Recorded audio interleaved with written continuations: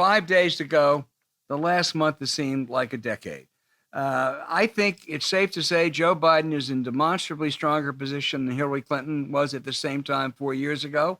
That blue wall will be talking to Michigan and Pennsylvania leaders with Bob and Governor Whitmer, and particularly Wisconsin. They are solid. Things look really good for Biden in Arizona. And there are 6 other states that are in play: North Carolina, Georgia, Florida, Texas, Iowa, and Ohio. And, Trump has to win them all. And everyone concedes he's going to lose the popular vote. And it seems to me that even if you take the worst case scenario, that path to 270 electoral votes is incredibly narrow. This is not 2016. The voter suppression efforts in Florida, Texas, Ohio, and the United States Supreme Court, led by the partisan operative Brett Kavanaugh, that's a problem, but not if Biden wins, as I think he will, by about 7 points and 340 electoral votes. So tell me where I'm wrong. Well, I'm not. I can't tell you you're wrong. I'll give you some things that we know to be. I think we both know this to be a fact, but I think these are important for our listeners. So, first of all, there is some concern about Florida. I mean, we see a lot of polling. Florida looks kind of squirrely. All right, but there's another thing that is a fact, and I think this is more significant. And this has been confirmed by multiple people who see this all the time, is almost without fail, the congressional district polling looks better for the Democrats than the statewide or the national polling. So why is this important? Well, first of all, there's just a lot more samples because there are a lot more congressional polls than there are statewide polls or national polls.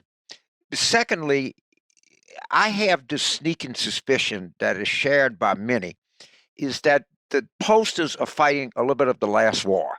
They're using 2016, so they're really very conscientious about having sufficient number of older white voters, sufficient number of non-college white voters.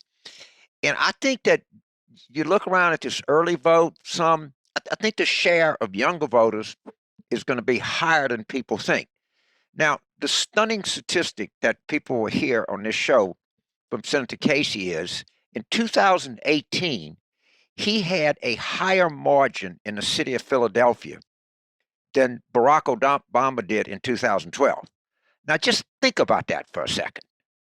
Just think about that for a second. When people worry about the motivation of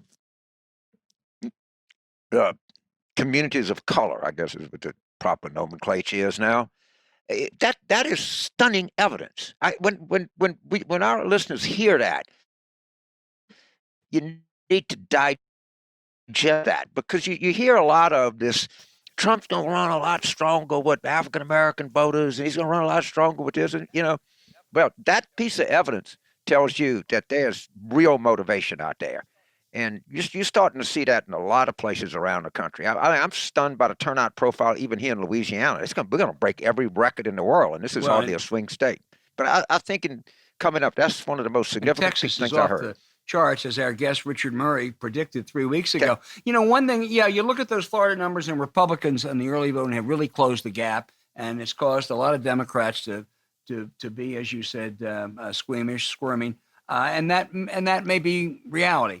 One thing I think, though, that nobody can quite figure out, including the great Michael McDonald, and a lot of these states, including Florida, 20, 25, even 30% of those early votes in North Carolina are unaffiliated, no party.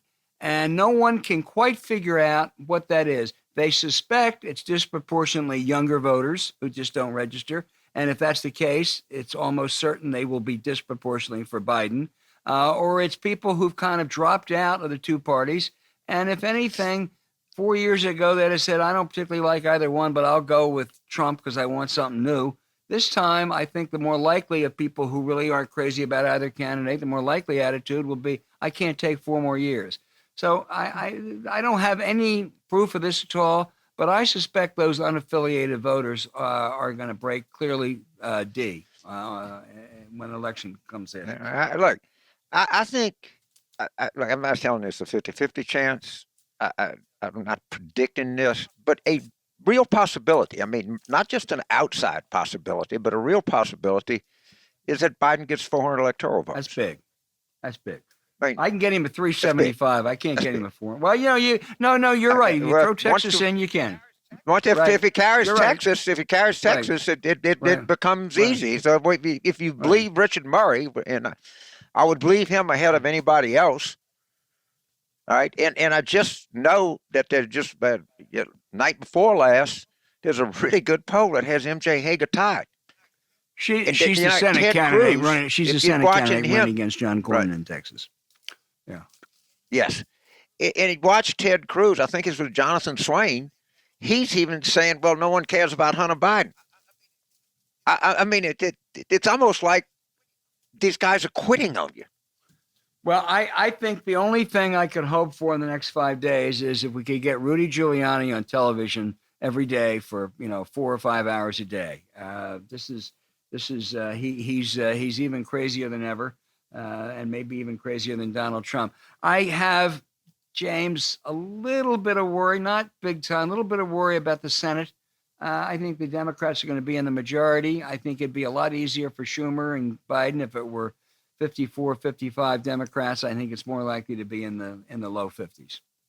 Hey, thanks for listening to Politics War Room with James Carville, and I'm Al Hunt. Remember to email your questions to politicswarroom@gmail.com or tweet them for next week's show at Politicon.